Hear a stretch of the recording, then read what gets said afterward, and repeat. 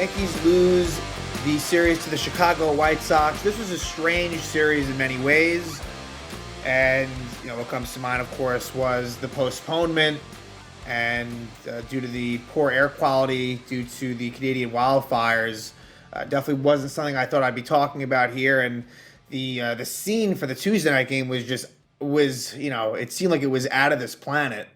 And they did not play Wednesday, and so they had a doubleheader on Thursday. Ultimately, it adds up in the Yankees losing the series. A big just talking point in general is that Aaron Judge did in fact go on the injured list. So we talked about that at the end of the Dodgers series, and he is headed to the IL. And it seems like this could be for a while, and it's very unfortunate the way this happened. How Dodger Stadium could have a wall like that, which could lead to this sort of injury, is just kind of mind-boggling, but nothing they can do about it now.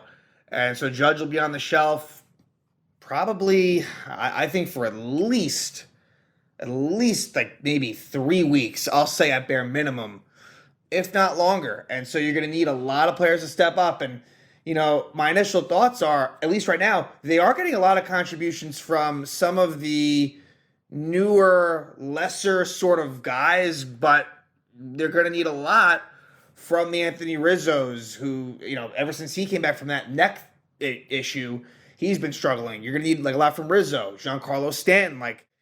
You unfortunately, and we know how he is, and obviously when he first came back into Dodgers, he looked good, but, I'm expecting Giancarlo to struggle. We know that it takes a while to get back, from injury, but you're going to need him to do well. Gleyber Torres, Josh Donaldson, DJ LeMahieu, who has been in a massive slump for a while now. There should be major concern about DJ LeMahieu and his effectiveness. So you're going to need those guys to really step up because you are getting kind of contributions from others. One of those guys, actually, Billy McKinney, I did not expect him to be called up. So Judge gets placed on the IL, and it's actually McKinney who takes the roster spot. I thought, now they could have went in a few different directions. I'm glad it was not Franchi Cordero. That they could have done that. So what happens is Ryan Weber was placed on the 60-day IL. So that opened up a spot on the 40-man roster. I thought they'd go with Esteban Florial just because you're kind of in need of a center fielder, and he can provide that, and he's been doing well in AAA. But Florial, whenever he's been up in the majors, it has not gone well. He can't hit major league pitching. It's the way it's been. McKinney, who debuted as in the majors as a Yankee in 2018, barely. So the Yankees got Billy McKinney originally in the Aroldis Chapman, Gleyber Torres Chicago Cub deal. Then they traded him to the Toronto Blue Jays with Brandon Drury for Jay Happ. McKinney since then has bounced around, and similar to Jake Bauers, similar to Willie Calhoun, they brought him in on a minor league, on a spring training invite. I guess the difference there, Bauers had been in the organization last year, whereas I remember when we found out about Calhoun and McKinney, and here's Billy McKinney, and he actually played center field. So I didn't realize that. So that's the big difference here, is that they feel comfortable enough to play McKinney in center field. Also, Nestor Cortez is on the IL. We knew that. What we didn't know is that he's not going to be throwing pitches or doing anything for 2 weeks. So Nestor will probably be out for some time. And Matt Crook took the roster spot. It's kind of funny. It's like it's a different situation than Ben Warford, but it's like, does Matt Crook actually exist? Because Crook has been on the active roster at different points, but he's never actually got into a game. So we'll see if that finally happens now. But Randy Vasquez took the start for Nestor and was great. So when that spot opens up again, now the Yankees have off days next week, Monday and Thursday, so they don't really need to have that fifth starter. But when it comes up again, if they have their choice between Vasquez or Brito, it's probably going to go to Vasquez again, and deservedly so. So that was good. But again, this was a very odd series. The weird thing is that if you remember last year, the Yankees had a doubleheader as well, home against the Chicago White Sox. Now that one, the series result was the same, where they lost the series 2 of 3, but the difference was they lost that doubleheader. They lost both games of that. Here, they split the doubleheader. And so, again, the Yankees have not been swept this season. That streak is alive, and nor should that have ever happened. I look at the series, and, you wish they won 2 out of 3 for sure. And they could have. I mean, these were 3 close games. I guess the third one the Yankees won 3-0 without much resistance. But the Yankees certainly could have won the first 2. The most frustrating game was the first game of today's doubleheader. That was one that the Yankees should have had, and I think the feel would be different. But again, the big thing is Aaron Judge. Him being out, it's going to make that pursuit of the division very tough. I mean, the Tampa Bay Rays right now, let me give it a quick look. But they have a nice lead in the AL East. They do. And without Judge, it's going to make it a lot tougher. So the Yanks are 8.5 out, 8 on the loss side, behind the Rays. So, look, you have a lot of games remaining, right? You have about 100 games, give or take, left. A little less than that, right? Maybe, 98 games left in the season. So there's time. But let's just be realistic about this. It's going to be really, really hard to do without Judge. I don't see it, quite frankly. So, but hopefully the Yankees can stay afloat. So let's talk about this White Sox-Yankee series. And it started out with a matchup between Lucas Giolito and Clark Schmidt. And Giolito was very good. Giolito, out of the three White Sox starters, he was by far the best. Lance Lynn and Mike Clevenger were the pitchers in games 2 and 3, but Lucas Giolito was very good. He went 6. He actually had a no-hitter through 6. So he took a no-hitter into the White Sox bullpen. It was then it ended. But the Yankees, they worked up his pitch count. He threw 100 pitches, but they just couldn't get there. They just could not really get it done. And the hero ends up being Zeby Zavala. The catcher, the light-hitting catcher for the White Sox, ends up being the hero as Clark Schmidt really makes one bad mistake. It wasn't even 2. One of the Zavala home runs was a 320-foot Yankee Stadium homer. The other one was an absolute bomb. But Clark Schmidt has been better lately. He's been giving the Yankees more length. I would say that, was the start as good as the start versus the Mariners? No, definitely not. But there's been some more consistency there, and it's a lot better than it had been. So that's the good. It really was not Clark Schmidt's fault they lost. It was on the offense in this one. So this was a bit of a weird lineup. Anthony Volpe batted 5th, which I would not advise they do that moving forward, but Volpe batted 5th in this one. Bauers batted 9th.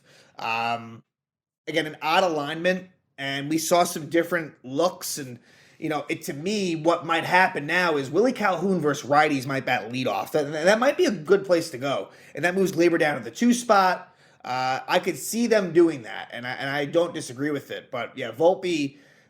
expect to see him batting 9th when he does play. And again, look, the defense was good this series, but for Volpe, I still think that maybe a stint with the Rail Riders in Scranton might do him well, but we'll see what happens. So we start this game, and pitching was pretty good again. It was a weird night. The sky, had a strange color to it. It didn't feel like a normal game. And in the third, Zavala homers to right field again, I can't believe it went out. It was, Yankee Stadium home runs in general to right field, that short porch, they're always going to be cheapies. This one was to another level. But Zavala homers, it's his 3rd of the season. It makes it 1-0 White Sox. And then in the 5th, with two out, Gonzalez singles. And this is a play where a more experienced, better outfielder maybe makes a play on it, but Jake Bauers lets it drop in front of him. That outfield defense is certainly concerning. I've said that. Now with Judge out, with Harrison Bader out, you're seeing a lot of Bauers out there. Connor Falefa has done well in center field, but still, he's not a center fielder. And, Calhoun, who they don't really trust, he gets some reps out in the outfield. Long story short, it's a problem. And so the inning continues, and Zavala absolutely annihilates one. And it's his 2nd homer of the night, his 4th of the season, and it gives the White Sox a 3-0 lead. So, like I said, Giolito's out of the game through 6. Tommy Kahnle comes on in the 7th, pitches a scoreless 7th inning. And then at the bottom of the 7th, Joe Kelly comes on, and there's a 2-out rally for the Yankees, a 2-out walk for Willie Calhoun, and then the no-hitter is broken up by Isaiah Kiner-Falefa. It's an RBI double. However, it was really just poor communication between Luis Robert, the center fielder, and Andrew Benintendi. So Andrew Benintendi makes his return to Yankee Stadium. And this was a ball that should have been caught, wasn't, and so that makes it 3-1. Then Trevino singles, but it was hit too hard. Clint Frazier who also made his return to the Yankees. Clint Frazier is now a White Sox, and Trevino with a hard single to right, but it was hit too hard, so Connor Fluffa couldn't score. And then a big at bat, Jake Bauers grounds out, and the unfortunate part of this at bat was there was a 3-1 pitch that was definitely a ball called the strike, and then he grounded out. So who knows what could have happened if it was bases loaded for Glaber. Jimmy Cordero comes on in the 8th and strikes out the side. Kendall Graveman pitches a good 1-2-3 8th inning. Then in the 9th, Albert Abreu gets the job done with a 1-2-3 of his own. And then Liam Hendriks, a great story. Liam Hendriks, who was diagnosed with cancer, and is the closer of the Chicago White Sox. The Yankees have always had success against Hendriks, but the point is that he makes his return recently, within the last week or so, and it's good to see. Hendriks, one of the better guys in the game, a veteran in this league at this point, is back and healthy, and that was good.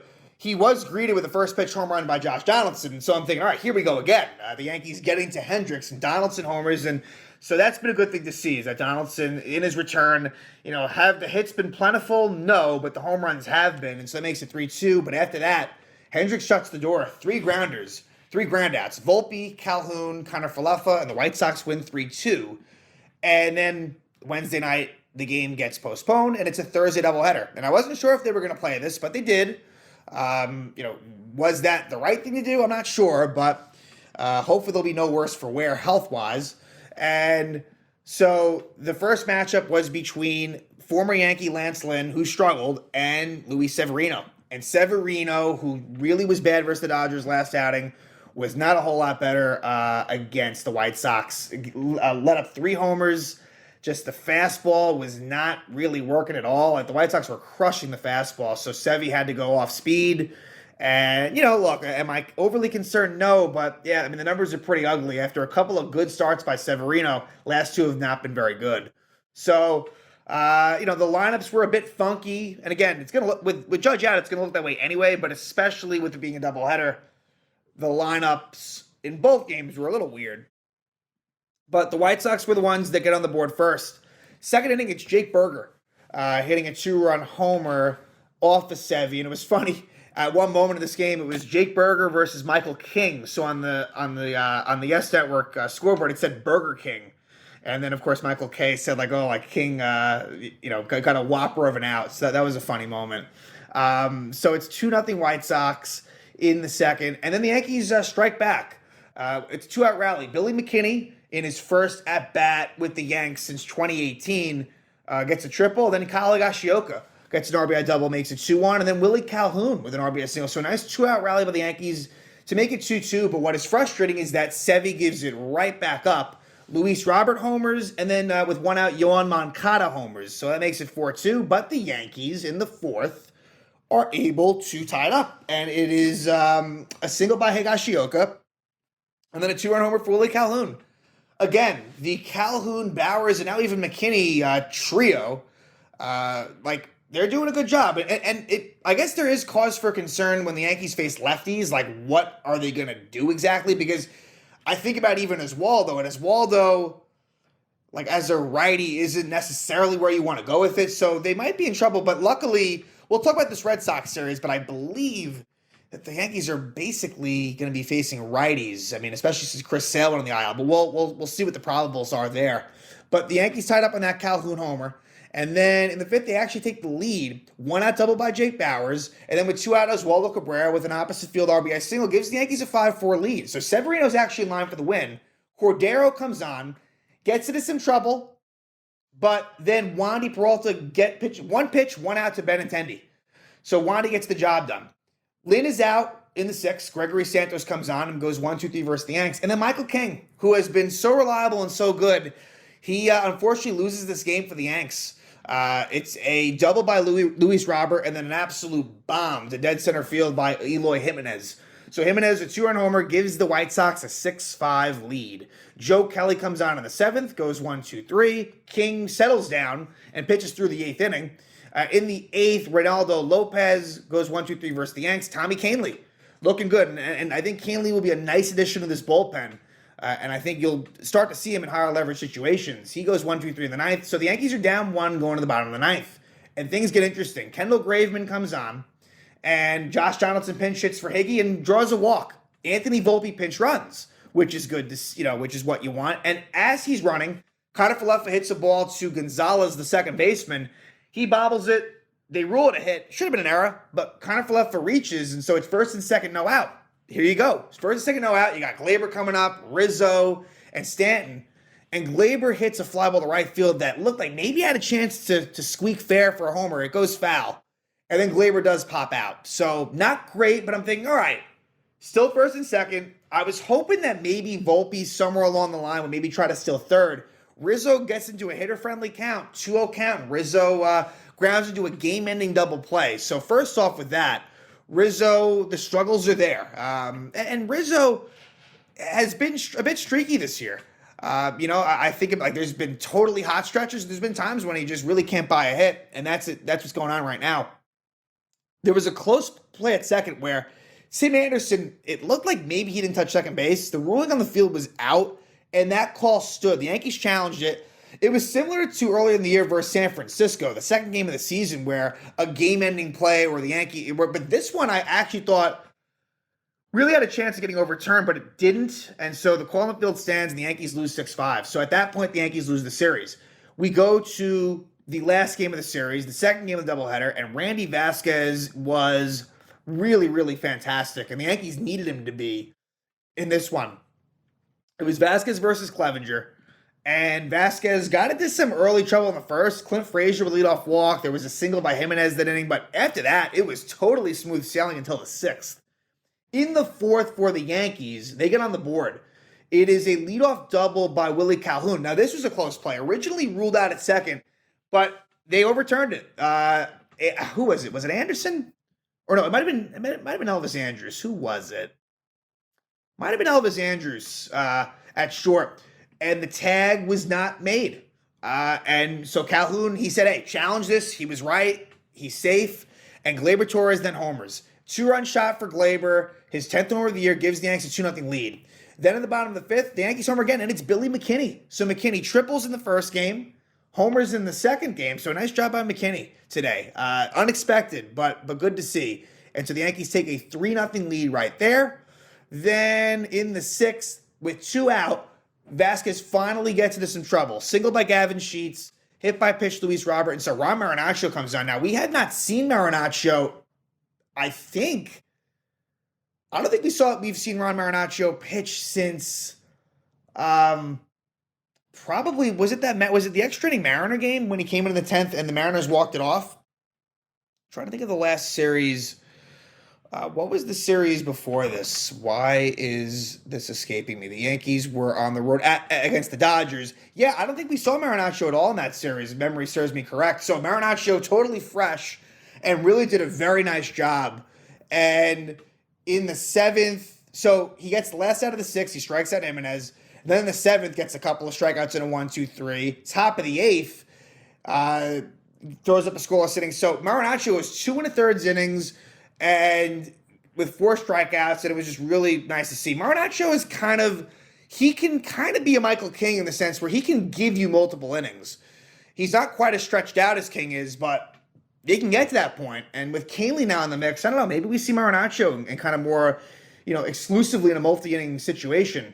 So the 9th inning rolls around and Clay Holmes comes on. And there's always going to be a walk by Clay Holmes. And I'll give him credit. Clay's been better lately, but Luis Robert with the leadoff walk. And again, that's just a thing. Luckily, though, Jimenez grounds out. But Gleyber Torres, Gleyber always does something very head-scratching at least one time a series. And he almost escaped the series with not doing anything stupid. And I guess this wasn't stupid, but just ridiculous. Eloy Jimenez was, I guess Gleyber didn't see this. Either way, Eloy's kind of hobbling down to first. And he had to come out of the game, actually. I'm not sure if he pulled something or what it was, but it's an easy double play. Gleyber has all day long, and he just airmails it actually into the dugout or into the stands. And so Eloy's actually awarded second base. So just an awful, awful throw. Luckily, it didn't come back to bite them because Clay gets Moncada to ground out and then Jake Berger to ground out, and the Yankees win it 3-0. They get the shutout, and so the Yankees record now sits at 37-27. So the record is good, but again, the state of the AL East, that is tough. The Tampa Bay Rays are 46-19. It is They're on a 6-game winning streak, so that's the unfortunate part. And plus, the American League is very good. The American League is a lot better than the National League, so there's a lot of wild card competition. So the Yanks gotta win some ball games, and now the Red Sox come to town, and so the Yankees will see a lot of Boston coming up this weekend at Yankee Stadium, next weekend at Fenway. And the pitching matchups are as follows: Garrett Whitlock, the former Yankee prospect who infamously was picked up in the Rule 5 draft by the Red Sox. Whitlock has struggled this year and been hurt, and he takes on Garrett Cole. And for Cole, last start was a good one versus the Dodgers. He had to come out of the game because of cramping, but Cole will look to improve upon his 7-0 record. You look at that matchup, it's advantage Yankees, but I do respect Whitlock. He is capable of pitching very well. Game 2 will be Tanner Houck versus Domingo Germán. And Tanner Houck has had a lot of success versus the Yankees, but he, similar to Whitlock, a guy that has really seen some success at early stages, has struggled this year. And Germán will hope to also build off of that really good start versus the Dodgers. So I look at both of those matchups, and there's reason for optimism in both of them. And then the last game will be Sunday Night Baseball, and it'll be Brian Bello, who is another younger than those guys, young pitcher for the Red Sox, versus Clark Schmidt, who's been improving lately. So this is a series with right-handed starters on both sides, which is what we also saw with the White Sox series.